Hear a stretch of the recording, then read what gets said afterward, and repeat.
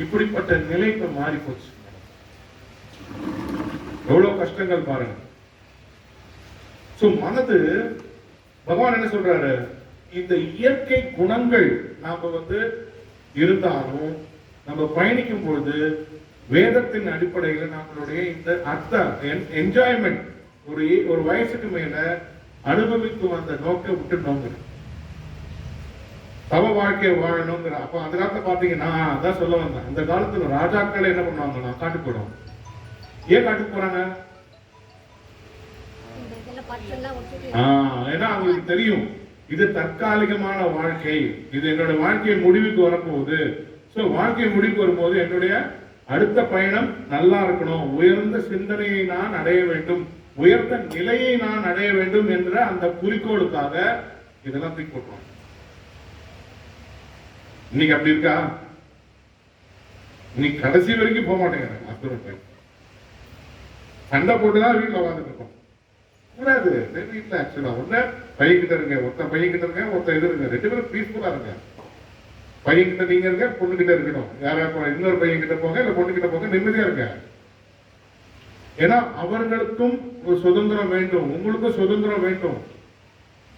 இன்னைக்கு அப்படி காலகட்டத்தில் இன்னைக்கு இல்லவே இல்லை. அப்பா அம்மாவை சேர்த்து வச்சு பார்த்துக்கணும், அதை பண்ணணும் இதை பண்ணணும், அது முட்டாள்தனம். நான் உண்மையா சொல்றேன். ஏன் இது தப்புன்னு சொல்லட்டுமா? காரணம் வேத கலாச்சாரப்படி 50-60 வயசுக்கு மேல புருஷன் வீட்டுல இருக்க கூடாது. எங்க போயிடணும்? காட்டுக்கு போயிடணும், வானப்பிரஸ்தம் போயிடணும், அப்புறம் சன்னியாசம் எடுத்துடணும். அதான் புருஷனோட நிலை. அப்ப வைஃபோட நிலை என்ன? அம்மா பையன் கிட்ட இருக்கணும், அம்மானா பையன் கிட்ட இருக்கணும். அப்படி அம்மா இல்ல பையன் இல்லைன்னா பொண்ணு வீட்டுல இருக்கணும். அவ்வளவுதான், மாப்பிள்ளை வீட்டுல இருக்கணும். ஏன்னா இதுதான் வேத கலாச்சாரத்தின் முறை. ஏன்னா நீங்க கடைசி வரைக்கும் சேர்ந்து இருந்தாலும் யமராஜன் விட்டுற மாட்டான், தனியா கூட்டு போவோம், வச்சு செய்வோம். இதை நீங்க பயப்பட வேண்டாம். ஏன்னா நீங்க நினைக்கலாம்ல, என்னங்க பிரிக்கிறீங்களா, ஐயோ இப்படி பிரிக்கிறீங்களே, அது சினிமா மாதிரி பேசாதீங்க, சிவாஜி மாதிரி. எப்படி இருந்தாலும் பிரிஞ்சுதான் ஆகணும். நீங்க கூடவே சேர்ந்து இருந்தாலும் பிரியறது என்ன அர்த்தம்? நான் கேட்கிறேன். கூடவே இருந்து நீங்க பிரியாம இருந்து சொன்னா சரி, சேர்த்து வச்சிருக்கலாம், நிம்மதியா இருக்கு. கூட இருந்தாலும் தனியா போறோம், அப்பதான் உங்களுக்கு அட்டாச்மெண்ட் வரும். ஐயோ என் பொண்டாட்டி விட்டுட்டு போறேனே, என் பிள்ளைய விட்டுட்டு போறேனே, ஐயோ என் காரை விட்டுட்டு போறேனே, ஐயோ என் பிள்ளைய விட்டுட்டு போறேனே, ஐயோ என் சொத்தை விட்டுட்டு போறேன். அப்ப என்ன ஆகும்? திரும்பி வரணும். அதுக்குத்தான் இந்த 50வது வயசுக்கு மேல நம்ம மனசை பழக வேண்டும் சொல்லிருக்கு. நான் 50 வயசு வரைக்கும் சொல்லலையே. ஓகே 50 விடுங்க, இந்த வார்த்தை கொஞ்சம் வேணும். 60 வச்சுக்கோங்க. 50 ரொம்ப கம்மி, எனக்கு 50 போதும். 60 ஓகே, 60 வச்சுக்கோங்க. 60க்கு மேல நோ, நெவர், தப்பு. நீங்க 60 இயர்ஸ் வரைக்கும் நல்லா வாழ்ந்துட்டீங்க. உங்களுடைய பகவான் கிட்ட செய்யக்கூடிய அந்த எண்ணம் ஆமா வளர்த்தீங்கன்னா என்ன ஆகும்? திருப்பி நீங்களும் பேரம் பேத்தியா இருக்கு, நீங்க திருப்பி முளைக்கும், திருப்பி முளைப்பீங்க இன்னொரு இடத்துல. இதுதான் பிரச்சனை, பேரம் பேத்தி வளர்க்க. அப்ப என்ன ஆகும்? அடுத்தது உங்களுக்கு திருப்பி ஆரம்பிக்கும்.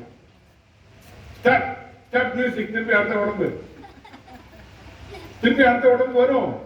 நினைக்கிறீங்களா? ஏன்னா உங்க உணர்வு எதுல இருக்கு? பையன், பேரன், பேத்தி, சொத்து, சுகம் இதுலதான் இருக்கு. அப்போ திருப்பி பகவான் என்ன பண்ணாரு? ததா தேகாந்தர பிராப்தி, திருப்பி இன்னொரு உடம்பு கொடுக்குறேன், எடுத்துக்கோ. ஆக்சுவலா உடம்பு நாம இல்லைன்னு புரிஞ்சுக்கணும், நல்லா புரிஞ்சுக்கணும். உடம்பு நாம இல்லை. சரி, நீங்க கூடவே இருந்தீங்க, ஓகேவா? பசங்களோட கூடவே இருந்தீங்க. எவ்வளவு நாள் நினைச்சுக்கோங்க உங்களை? நினைச்சுக்கோங்க, எவ்வளவு நாள் நினைச்சுக்கோங்க. அது ரைட்டு. போயிட்டீங்கன்னா என்ன சொல்லுவாங்க? போன் அன்னைக்கு நாள் அம்மா அம்மாங்க ஒவ்வொரு ரெண்டு இருக்குவோம். அப்புறம்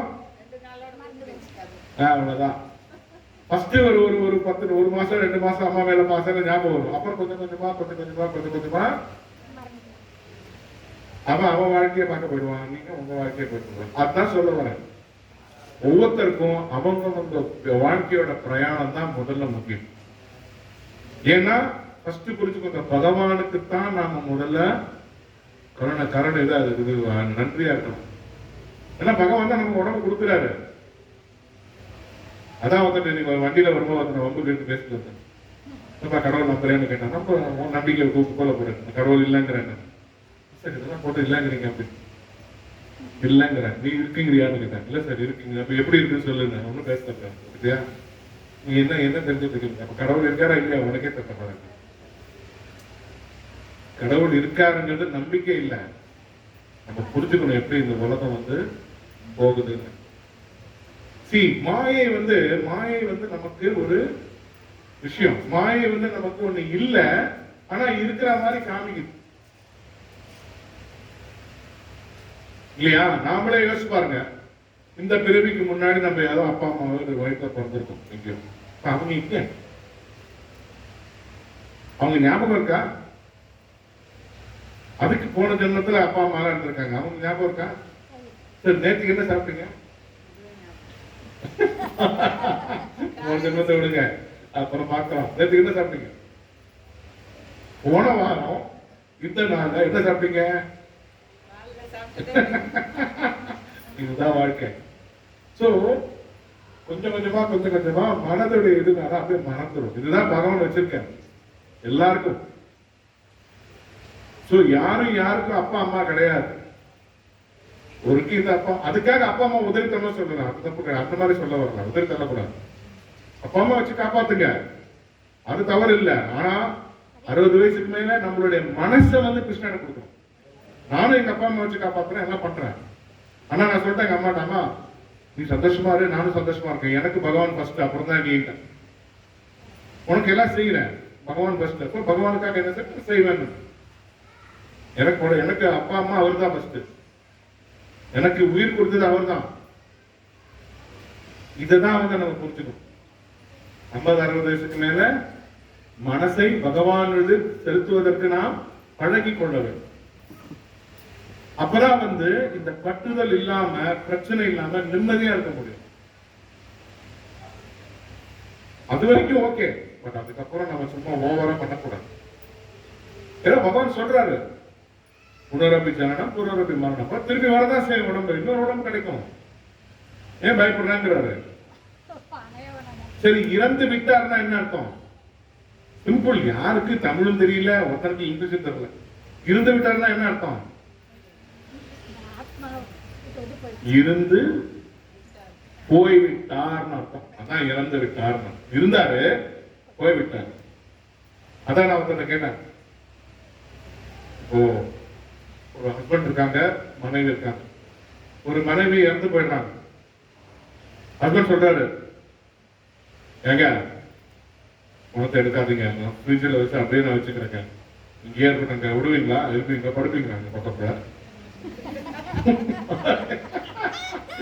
கேட்கிற மாதிரி கேட்க, படுப்பீங்களா? ரொம்ப ரொம்ப உங்களுக்கு க்ளோஸ் தானே, ரொம்ப க்ளோஸ் தானே. போனா இங்க இருக்கு, அழகா அந்த ஃப்ரீசர்ல வச்சிருக்கீங்க, நீங்க ஒரு பக்கத்துல பெட்டை போட்டுக்கோங்க, நல்ல குழு குழு ஏசி போட்டு தூங்குங்களா?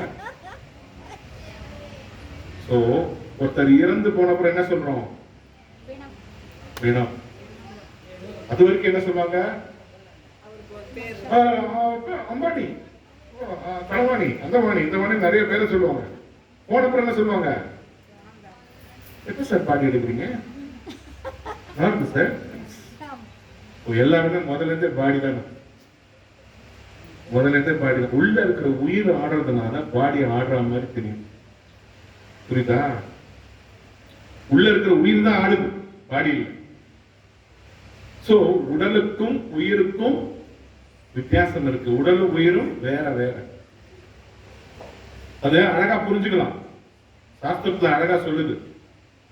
என் கண்ணு, என் மூக்கு, என் வாய், என் காது, என் கை, இதுல நான் எங்க இருக்கேன்? நான் எங்க? இப்போ நான் பேசுறத உங்க காது கேக்குதா இல்ல நீங்க கேக்குறீங்களா? என்ன கரெக்டா உடனே தப்பா அடிக்கிறீங்களா? உங்க காது கேக்குதா இல்ல நீங்க கேக்குறீங்களா? நீங்க கேக்குறீங்க. எப்படி கேக்குறீங்க? காது வழியாக. நீங்க பாக்குறீங்க. எப்படி பாக்குறீங்க? கண்ணு வழியாக. நீங்க சாப்பிடுறீங்க. எப்படி சாப்பிடுறீங்க? வாய் வழியாக. ஓகே, இப்ப நான் அப்படிங்கிறது வந்து இந்த உடம்பு. அதான் நான் கேட்கிறேன். நீங்க காது வழியா கேக்குறீங்க. அந்த இடத்துல படுத்துட்டு இருக்கும் போது, பணம் படுத்தும் போது எல்லாம் இருக்கு. காது இருக்கு, மூக்கு இருக்கு, வாய் இருக்கு, கண் இருக்கு, கை இருக்கு, எல்லாம் இருக்கு. ஏன் வச்சுக்க மாட்டேங்கிறீங்க? ஏன் கூட படுக்க மாட்டேங்கிறீங்க? ஏன்? ஏன்னா அந்த இருக்கிற உயிர் போயிருச்சு. உயிர் போனாலே அதனால நம்ம என்ன புரிஞ்சுக்கணும்னா, பகவான் இந்த பிறவியை எல்லாருக்கும் கொடுத்துக்கிட்டே இருக்காரு. எப்ப இதுக்கு இதாகும்னா, நம்ம பகவானை உணர்ந்து பக்தியில முன்னேறும் பொழுது, நான் வேற உடல் வேற, எனக்கும் பகவானுக்கு உள்ள உயர்ந்த நிலைதான் உண்மையான நிலை. அந்த உணர்வு வாழ்வதுதான் நிரந்தரமான வாழ்க்கை அப்படின்னு நம்ம போவோம். அதுக்கு உதாரணம் சொல்லுவாங்க. எல்லாருக்கும் டெம்பரரி வீடு பிடிக்குமா? பிடிக்குமா? டெம்பரரி வீடு, டெம்பரரி கார் பிடிக்குமா? டெம்பரரி பொண்டாட்டி பிடிக்குமா? டெம்பரரி புருஷன் பிடிக்குமா? இதெல்லாம் பிடிக்காதுல்ல. எதுவுமே டெம்பரரி பிடிக்காது. எல்லாருக்கும் பர்மனன்ட் வீடு வேணும், பர்மனன்ட் கார் வேணும், பர்மனன்ட் நகை வேணும், பர்மனன்ட் பங்களா வேணும். கரெக்டா? ஆனா நானே வாடகைக்கு இருக்கேன். அப்ப இதுல எது பர்மனன்ட்? நான் பர்மனண்டா இல்ல இந்த இடம் பர்மனண்டா? யார் பர்மனன்ட்? நம்மளும் பர்மனன்ட் இல்ல, அது இடமும் பர்மனன்ட். நம்மது கிடையாது. முதல்ல நீ ஏன் எவ்வளவு கஷ்டம் என்னோட சம்பாதிச்சேன், நான் அதை கிழிச்சேன், இதை பிடிச்சேங்கிறீங்க. எதுக்கு? சந்தோஷமா இருங்க, கொடுங்க, அனுபவிங்க. போட்டும், என்னோடதான் இல்லையே. முதல்ல எங்க பிரச்சனை வரும்? மனசை நாம் அதுல விட்டுட்டு என்னோட நினைச்சு அதுக்காக பிடிக்கும் போது தகவலி தான் வந்தா ஓகே, ஏத்துக்கோங்க. எனக்கு வரலன்னா வந்தா நான் ஏத்துப்பேன் சந்தோஷமா. வரலன்னா விட்டுருவேன். மோதி முட்டி மோத மாட்டேன், ட்ரை பண்ணுவோம், முட்டி மோத மாட்டேன். அதுதான் பக்குவ நிலைக்கான வழி. பக்குவமா வாழணும்னா அதுதான் பக்தியில வாழும்போது. பயப்படக்கூடாது. இது கடக்கலையே அழக்கூடாது. கிருஷ்ணா திட்டக்கூடாது. ஏன் கிடைக்கலன்னு சொல்லக்கூடாது. கிடைக்கும். ஏன்னா வச்சிருக்கிறவங்க கூட பர்மனன்ட் கிடையாது. ஒருத்தர் போடுறாரு, this property belongs to me so and so, this property belongs to so and so. Property அங்கேதான் இருக்கா, அவன் மாறிட்டு இருக்கான். ப்ராப்பர்ட்டி ராமதாஸ் போனா கிருஷ்ணதாஸ் வந்தான், கிருஷ்ணதாஸ் போனா ரங்கதாஸ் வந்தான், ரங்கதாஸ் போனா கருப்புசாமி வந்தா, கருப்புசாமி முனுசாமி வந்தான்.